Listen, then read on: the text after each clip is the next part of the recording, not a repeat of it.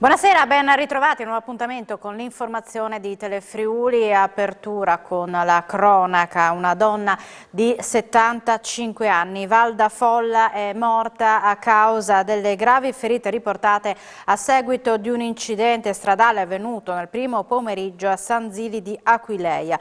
La donna era in sella alla bicicletta quando, per causa del vaglio delle forze dell'ordine, è stata investita da una vettura. Il sinistro è avvenuto lungo la ex strada provinciale 8 che collega Aquileia e Fiumicello. Alla guida dell'auto il parroco di Aquileia, Don Adelchi Cabas. L'uomo sotto shock non è stato portato in ospedale. Si tratta dell'ennesimo incidente mortale che coinvolge ciclisti registrato in Friuli. Il luogo dell'incidente è stato raggiunto anche dal sindaco di Aquileia, Emanuele Zorino. Secondo una ricostruzione, riferisce il primo cittadino, la bici e l'auto viaggiavano nella stessa direzione di marcia. La donna stava raggiungendo alcuni parenti che abitano lungo la strada ex provinciale ed era quasi arrivata a destinazione. È stato ritrovato senza vita l'81enne di Tolmezzo, Alberto Cacitti, disperso dal 5 ottobre. A segnalare la presenza di un corpo nel torrente Ambiesta, nel territorio del comune di Verzegnis, sono stati due cittadini che hanno contattato a distanza di pochi minuti l'uno dall'altro il numero unico 112, facendo scattare l'intervento del soccorso alpino della Guardia di Finanza di Tolmezzo. Il medico legale, giunto sul posto, ha appurato che si trattava dell'anziano per il quale erano state avviate lunghe ricerche congiunte tra Tolmezzo e Verzegnis dopo che la sua auto era stata ritrovata in prossimità di Ponte Avons. Per giorni l'area era stata abbattuta palmo a palmo, via terra e dal cielo, con elicotteri e droni, senza esito. Ancora nessuna notizia dell'uomo di 85 anni, originario del Veneto, che si era smarrito ieri pomeriggio a Chions. Erano una cinquantina le persone che hanno attivato le ricerche. Ieri dopo l'allarme è stato attivato il piano di ricerca delle persone scomparse, coordinato dalla prefettura di Pordenone. La base operativa è stata allestita di fronte alla chiesa di San Giorgio a Chions. Le ricerche al momento sono state sospese e ripartiranno domani mattina all'alba.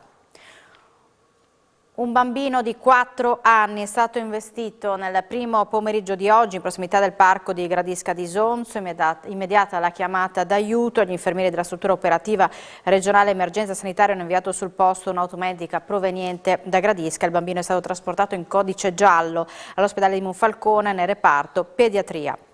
Un cacciatore di Fanna di 58 anni è rimasto gravemente ferito dopo essere caduto in un canale di roccia e ghiaia per 20 metri nella zona del canale della Cuna tra Monti di Sotto, mentre ieri notte percorreva un sentiero per rientrare a casa. L'uomo è stato portato in ospedale a Udine, le sue condizioni sono serie ma non sarebbe in pericolo di vita. Sul posto anche i carabinieri di Medune. Torniamo a Udine, dove una donna di 94 anni è stata trovata deceduta oggi nella propria abitazione in via Cicconi. Andare all'allarme è stata una vicina di casa, entrata, che non ottenendo risposta, è entrata appunto nell'abitazione con le chiavi dell'appartamento. Sul posto il 118 che ha confermato il decesso per cause naturali, il magistrato di turno e la polizia locale di Udine. Ruba uno smartphone ma viene individuato dalla polizia grazie al tracking del cellulare. Arrestato a Udine un uomo di 49 anni, con sé aveva anche 10 grammi di cocaina. A incastrarlo è stato lo smartphone che aveva appena rubato. Grazie al tracking del telefonino, la polizia ha seguito le sue mosse e lo ha arrestato. Protagonista della vicenda è un uomo di 49 anni residente a Udine, che martedì scorso ha sottratto una borsetta da un'automobile parcheggiata in via Cormorbarso a Udine. La vittima si è subito accorta del furto e ha chiamato la questura di Udine. Seguendo il sistema di localizzazione del cellulare, la donna ha guidato le volanti inviate dalla sala operativa fino a una via del centro. Qui gli agenti hanno bloccato l'uomo, già conosciuto dalle forze dell'ordine, che si stava velocemente allontanando in sella a una bicicletta. Dapprima il 49enne ha negato ogni addebito, poi, messo alle strette, ha consegnato lo smartphone, oltre a 10,3 grammi di cocaina e 565 euro in contanti, probabilmente frutto di attività illecite. Dopo aver fatto recuperare ai poliziotti la borsa, un portafoglio, un mazzo di chiavi da lui abbandonati in un canale asciutto, l'uomo è stato arrestato per furto pluriaggravato e detenzione illecita di stupefacente e portato in carcere a Udine. L'arresto è stato convalidato venerdì dal GIP di Udine Carlotta Silva, che ha disposto la custodia cautelare in carcere.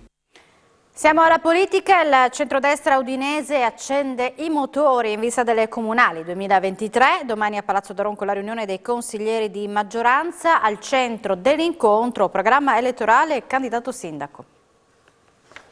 Il centrodestra udinese mette ferri in acqua in vista delle comunali del prossimo anno. Il primo passo sarà compiuto con la riunione dei consiglieri di maggioranza prevista per domani pomeriggio a Palazzo Daronco. Sul tappeto il programma da presentare agli elettori nei prossimi mesi, ma soprattutto il candidato sindaco, dopo le perplessità espresse da Fontanini nei giorni scorsi sulla propria ricandidatura. C'è bisogno di dialogare, spiega il capogruppo della Lega, Lorenza Ioan, per chiarire i prossimi passi da compiere. La Lega è compatta sul nome di Fontanini, che speriamo voglia rinnovare il proprio impegno per altri 5 anni. C'è la necessità di tirare le fila e partire nel progettare la campagna elettorale con Fontanini alla nostra guida. Su questo, conclude, cercheremo la condivisione con le altre forze politiche. Fratelli d'Italia è pronta a sostenere Fontanini, ma il tempo stringe. Non credo che il sindaco, dice il capogruppo Luca Vidoni, ci darà domani la sua risposta, vorrà rifletterci ancora. Ribadiamo la fiducia nei suoi confronti, consapevoli che ha chiesto tempo fino a fine mese per sciogliere le proprie riserve. L'attesa continua, non potrà però andare oltre, altrimenti rischiamo di dare un vantaggio al centrosinistra. Se la risposta sarà negativa, conclude, il centrodestra è in grado di individuare persone alternative ed autorevoli. L'individuazione del programma elettorale è al centro dei pensieri di Forza Italia. Domani, afferma il consigliere Giovanni Govetto, dovremo cominciare a fare il punto sugli ultimi 4 anni per capire quali siano i nostri punti di forza e di debolezza,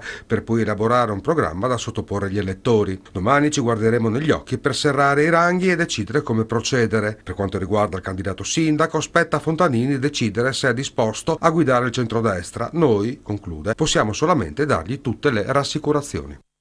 E intanto i dipendenti comunali a Udine non bastano mai, molti infatti chiedono trasferimento altrove o si licenziano.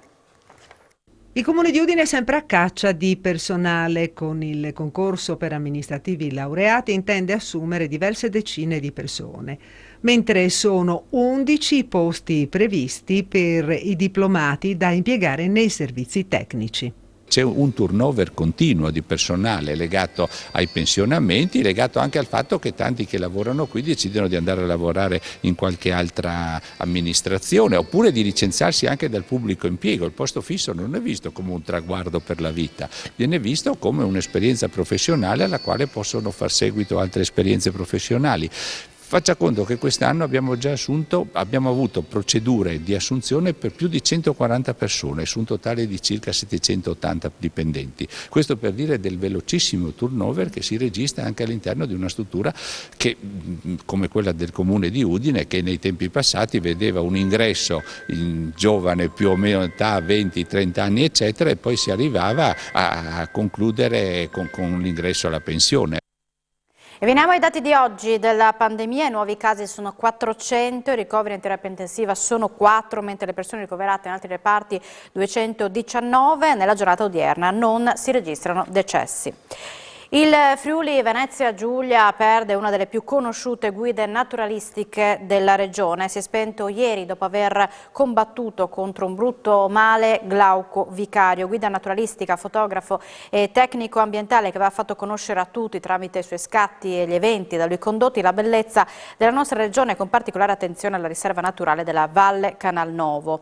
Vicario, laureato in Scienze Naturali all'Università di Trieste, aveva poi conseguito l'abilitazione a guida naturalistica, forniva consulenze in diversi comuni della nostra regione. Nelle immagini che vedete compare in una delle sue ultime interviste nel corso di una diretta di Telefilo Estate da Marano Lagunare per illustrare appunto le bellezze della Valle Canal Nuovo.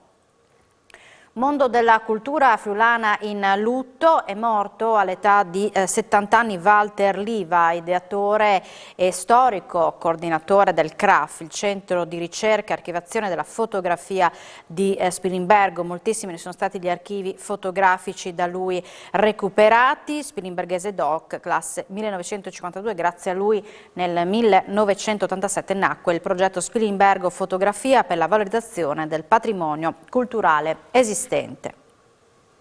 I friulani hanno preso letteralmente d'assalto il mercatino regionale francese che da venerdì a oggi ha portato in centro a Udine i sapori e i colori d'Oltralpe. Per 3 giorni il centro di Udine è diventato un angolo di Francia. Da venerdì il mercatino regionale francese ha portato in via Mercato Vecchio e in piazza San Giacomo i colori e i sapori d'Oltralpe. Dai dolci ai formaggi, dal vino ai profumi di Provenza e Parigi, i commercianti hanno proposto agli udinesi la qualità e la tradizione francesi. Ottima la risposta dei friulani che oggi pomeriggio hanno preso d'assalto le bancarelle. Formaggi, salumi, dolci, pane, avete portato la Francia a Udine? Oui, porto tutto. La prima volta che sono andato a Udine veramente sono una grande sorpresa. Sono più che pieno di gente, sono più che soddisfatti. Qual è la cosa che hanno apprezzato di più gli udinesi? Croissant, la baguette tradition e les éclairs. Non c'è più éclair. Sono felice e grazie a Udine. Ben 80 i tipi di formaggio proposti. Abbiamo ben lavorato. I formaggi quali sono andati per la maggiore? Ma un po' di tutto, un po' di capra, soprattutto che qua la capra non è che c'è abbastanza, e poi di mucca stagionata.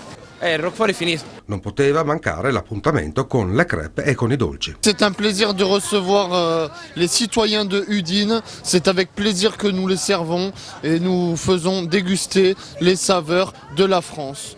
Voilà, voici les crêpes au Nutella, à la confiture, crêpes sucrées, crêpes salées, fromage et prosciutto.